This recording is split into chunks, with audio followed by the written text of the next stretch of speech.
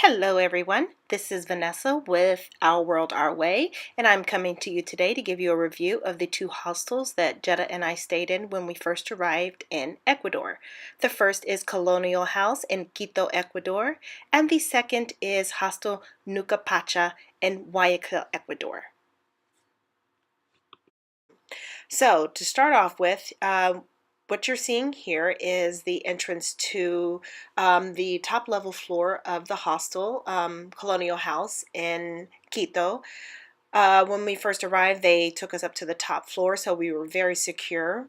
What you're seeing here is just the kind of the vestibule area on the top floor.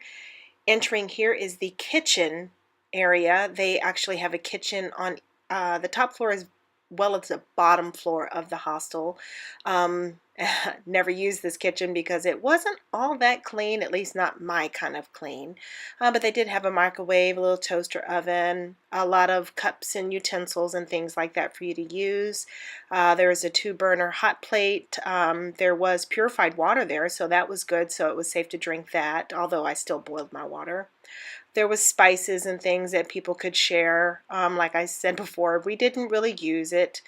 This is the area here was for lounging. They had a couple of couches there, a couple of chairs. It was really cozy. The artwork there at this hostel, let me tell you, was so beautiful. I absolutely loved that. There was also a TV there with some DVDs. Most of them were in Spanish, so we really didn't bother with those too much. But it was a pretty cozy area. I really liked it. We only stayed there really 2 nights, so we didn't get a chance to really thoroughly enjoy it. But all in all, I think it was a pretty nice place to stay. This was our private room. It had some nice curtains in it. It had, again, really nice artwork. It was pretty cozy. The bed was pretty hard and squeaky. I didn't like that. But it was pretty cozy. Had a little table there with a couple of chairs as well as 2 other chairs over there. Unfortunately, our suitcases are on some of them, but you know, they had a couple of chairs. There was a dresser. We didn't bother with the dresser. We put stuff on top of it, but not inside of it. We had our own private bathroom there. So all in all, it was pretty cozy in the room. We actually had 2 balconies off of the room, and here you'll see I'm going to open the curtain, and you can see out there, there's the little alleyway in front of the building, but across the way there's a cathedral, and the night that we got in was the Festival of Lights, so that was what was going on there. So it was pretty nice in that particular room. Okay, so some pros and cons of staying at the Colonial House in Quito, Ecuador. Number one, the room was very cozy. We had our private room with our own private bathroom, and there was hot water at this hostel, so that made it very, very nice. There were multiple blankets on the bed. In Quito, it gets very, very cold at night. I think at one point it was like 40 degrees in the evening. The bathroom was very clean. We had a double balcony off of our bedroom, which was really nice. Again, we were on the top floor, so we felt very secure. They actually have a big metal door with a camera, so you have to actually be buzzed in to get into the building. It was located walking distance from the bus station, which was really nice. It was only 25 cents to ride the bus, which is really great. It was $25 a night, so I thought it was pretty economical. It was about the same price as it would have been for us to get 2 dorm beds, so we just opted for the private room with the private bathroom. It is staffed by volunteers, and the staff was very, very friendly. The breakfast was good and filling. It was kind of a continental breakfast, but they also offered us eggs and some bacon, so that was nice. Cons, well, it was a $30 ride from the airport, which is kind of a pro as well because the private cars from the airport could be as much as, you know, 80 bucks for a car ride from the airport to the hostel. So that was not too bad, but still kind of hurt to spend that much money on a cab ride.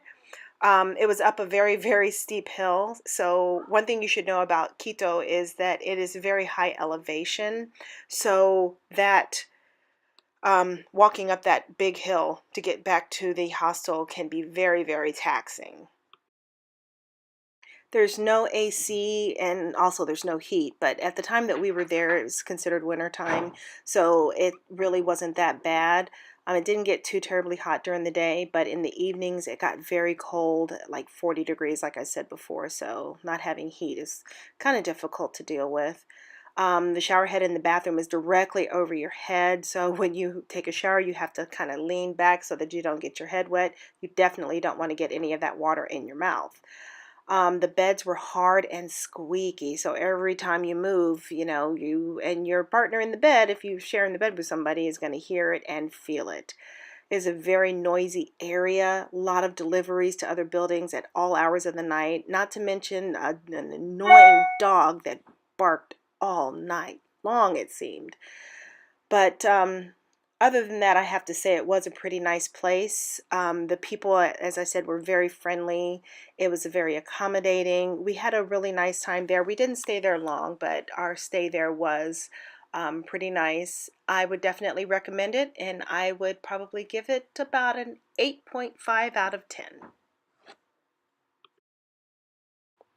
Okay, next up we have Hostel Nucachapa.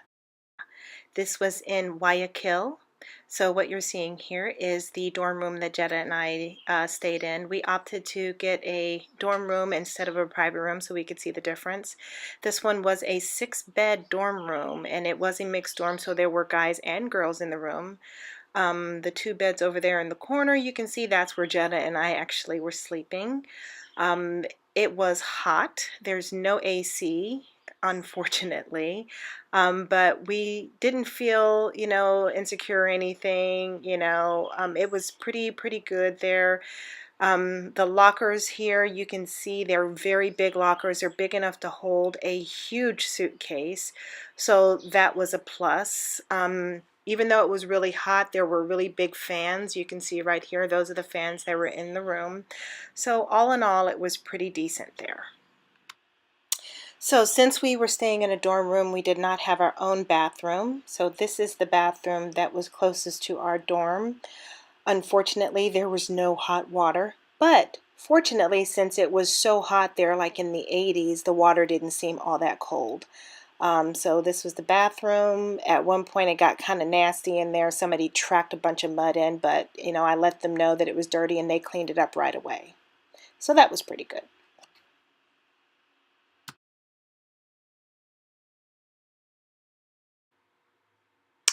Okay, so next up I'm going to give you my pros and cons of staying at the Nucachapa Hostel in Guayaquil, Ecuador. All right, so first of all, the pros. It was in a pretty good location. It was walking distance from a grocery store as well as a lot of restaurants. Believe it or not, there was a Subway and a Burger King in walking distance from the hostel. The food there, you could get American food, you could get some Venezuelan food, Ecuadorian food, everything was in walking distance. They had in the dorm room, they had these industrial strength fans, which made it very much cooler in the evening because let me tell you, it was super hot there, probably like 80 degrees. The bathrooms were very clean. Anytime that there was something wrong, if the bathrooms were dirty, if I told them, they immediately went and cleaned it up. It had a really nice pool. It was a very secure location. You had to be buzzed in to get into the building. The staff was very friendly. The breakfast was included in the cost, so at least you didn't have to worry about going out trying to find breakfast in the morning. Um, the ride from the airport was only $5, which was really great. It was maybe a 10-minute drive from the airport, so that was really good. A pro also is that it is pet friendly if you decide to go there and take your dog.